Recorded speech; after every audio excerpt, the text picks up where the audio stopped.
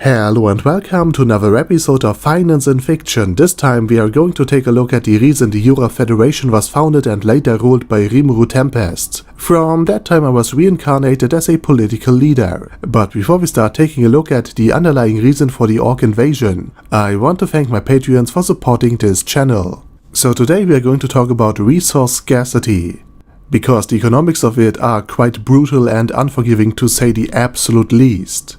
If a famine strikes the land, which had happened to the Orc King and his people, then the people on it have exactly two options: get food elsewhere, or let a part of the population starve. Now, if they had the ability to buy food on credit or in exchange for work, then the entire invasion of the Jura forest, including the manipulation of Geld, could have been avoided.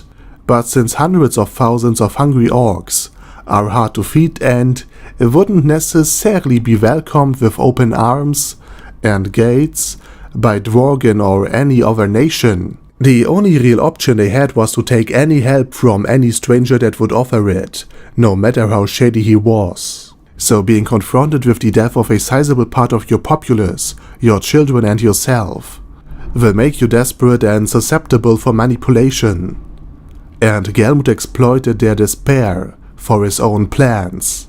Without his interference, the orcs might have just simply experienced a famine and lost a lot of people like the lizardmen of Overlord did prior to the arrival of Einsul Gaun. And this would pretty much go on until their land could once again sustain them. And even if they would decide to invade other fertile lands on their own, or at the very least demand tribute, the problem of the famine would still have persisted, and an army marches, fights and exists on its very stomach. So without outside interference, it would have been a desperate situation. But in other hand, it allowed the orcs to wage a war of the proportion that we have seen. But as mentioned before, Gelmud saw the crisis more as an opportunity. He wanted the orc leader to march on the Jura forest, grind for levels, become a demon lord, and then be the one who controls the beast. And if Gelmud's plan had succeeded, then he would have become a major power in this world. And speaking of devastation, his gift had a rather brutal solution for this food scarcity. Epsilon levels of solution, to be more precise. For the bestowed ability meant that the orcs would simply eat any enemy, even dead ones, and even one of their own allies in order to sustain themselves. It's essentially Wallenstein's doctrine that war has to sustain war, taken to the extreme. In essence, with the ability starved, they had become the Tyranids of Rimuru Tempest's new world, devouring enemies and allies alike in order to gain traits and abilities. Now, after defeating the orc army, Rimuru Tempest offered peace, and another far more humane solution to the crisis. And under the might of Rimuru Tempest, the orcs, or rather the high orcs, after a particularly long naming marathon, provided Rimuru's emerging nation with an incredible large and potent labor pool, aiding in farming, production, construction, and other tasks that would require a high amount of strength. And with these more basic needs taken care of, the population could specialize in different crafts, effectively setting some people free to pursue other projects, such as research or entertainment. But you have to keep also in mind that Rimuru could only unite the two previous enemies, the lizardmen and the orcs. Because the orc disaster was defeated, the orc army in general lost, and because the territory of the Jura forest could produce enough crops to feed everyone, and because Gelmud died as well. Therefore the orc power was on an absolute low, and they were willing and honestly grateful for being allowed to work in the Jura forest in exchange for food and shelter. On the grander scheme of things, a form of safety net, be it food depots, stocked with non-perishable goods acquired during good times, an allied or at least friendly nation willing to lend you aid, or at least provide you with food in exchange for services, for example joining a war, or helping with the construction of some fortresses, or at the very least a bank that would provide you with a line of credit, so that the orcs could simply import food and pay later, would have prevented any of this.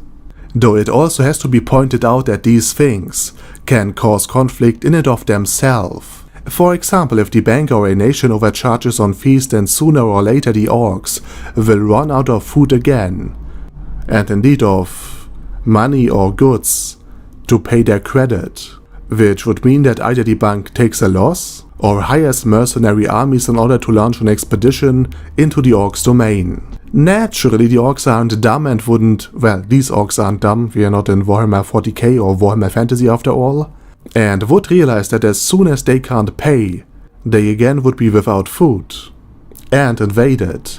And thus it would be far better to prepare for war now and to launch a preemptive strike instead of just waiting for it to happen.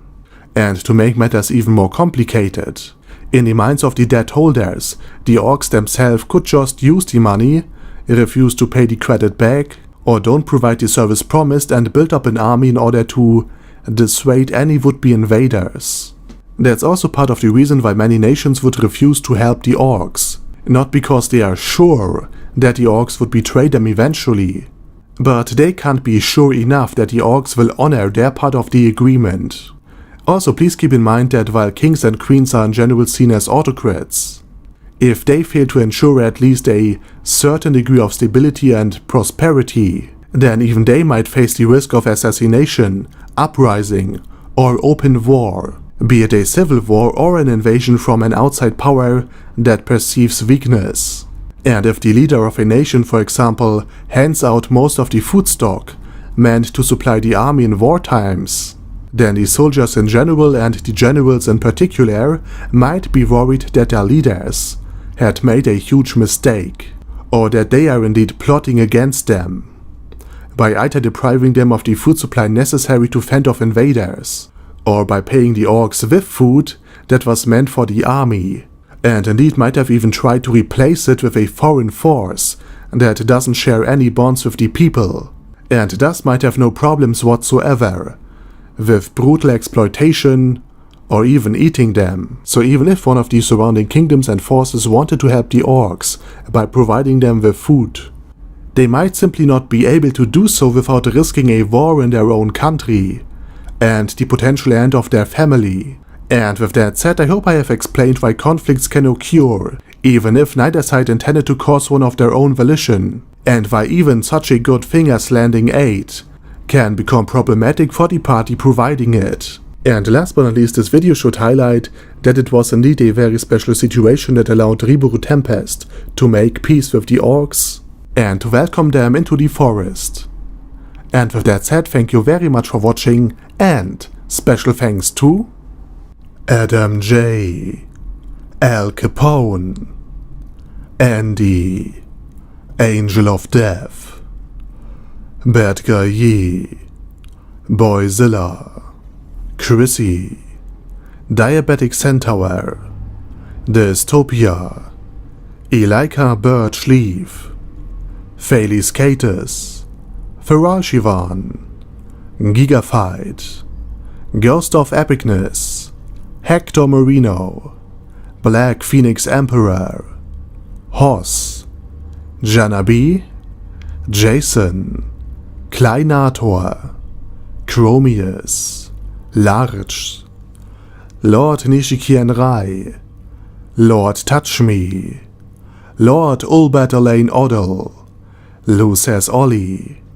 Lexus Fox, Majima, Matt, Matt C, Marcos, Mr. Shoes, Mindless Rev, Minnow 13, Mirtis, Nferia's Potion, Primus 11, Sasuga Einsama, Sebastian, Shadow Lightning Wolf, Surge, Sparkly Unicorn, The Orc Warboss, Rock Ed Smasher, Vash Hawkeye, Zoggo Bane of a Lot, and Zonagon. Thanks guys. Anyway, have a nice day, over and out.